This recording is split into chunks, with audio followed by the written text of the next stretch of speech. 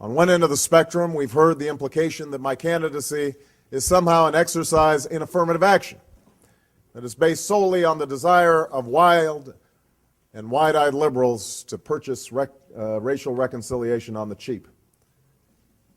On the other end, we've heard my former pastor, Jeremiah Wright, use incendiary language to express views that have the potential not only to widen the racial divide, but views that denigrate both the greatness and the goodness of our nation, and that rightly offend white and black alike.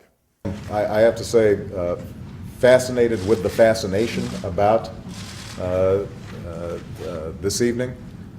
As you know, this idea was prompted when I was talking to Sergeant Crowley, and he said, well, maybe I'll have a beer in the White House someday. And I said, well, you know, I'm sure that can be arranged. I noticed this has been called the Beer Summit. It's a clever term, but this is not a summit, guys. This is three folks having a drink at the end of the day, and hopefully giving people an opportunity to listen to each other.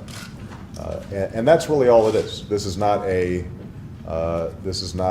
university seminar. It is not a summit. It's an attempt to have some personal interaction when an issue has become so hyped and so symbolic that you lose sight of just the fact that these are people involved, including myself, all of whom are imperfect, and hopefully instead of ginning up anger and hyperbole, everybody can just spend a little bit of time with some self-reflection and recognizing that other people have different points of view. This is a tragedy. I can only imagine what these parents are going through. And when I think about this boy, I think about my own kids. And I think every parent in America should be able to understand why it is absolutely imperative that we investigate every aspect of this, and that everybody pulls together, federal, state, and local, to figure out exactly how this tragedy happened. So I'm glad that not only is the Justice Department looking into it, I understand now that the governor of the state of Florida has formed a task force to investigate what's taking place. I think all of us have to do some soul searching to figure out how does something like this happen.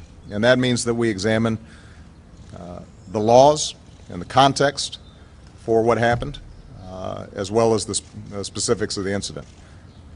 But my main message is to the parents of Trayvon Martin. If I had a son, he'd look like Trayvon. And,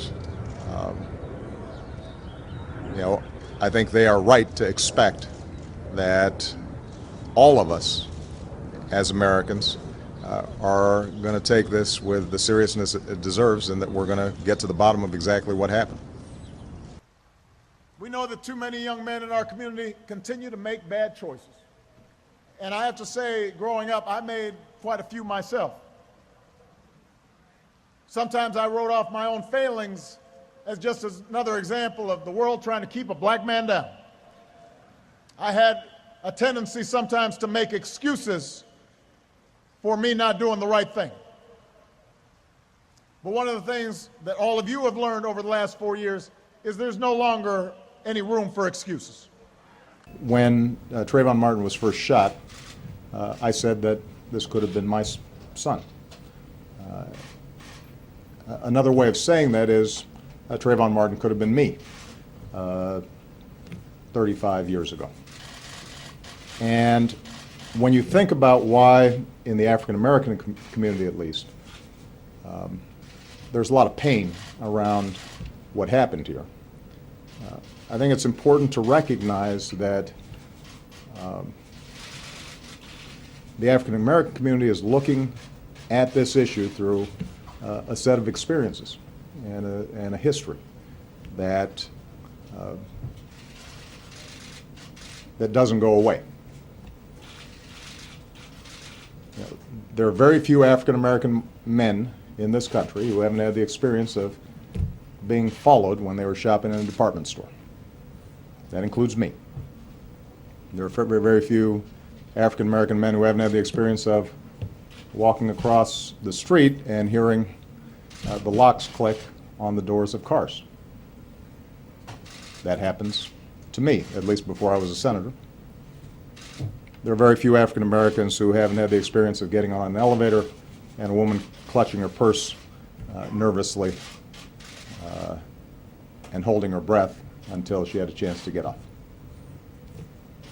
That happens often. And I don't want to exaggerate this, but those sets of experiences inform how the African American community interprets what happened one night in Florida.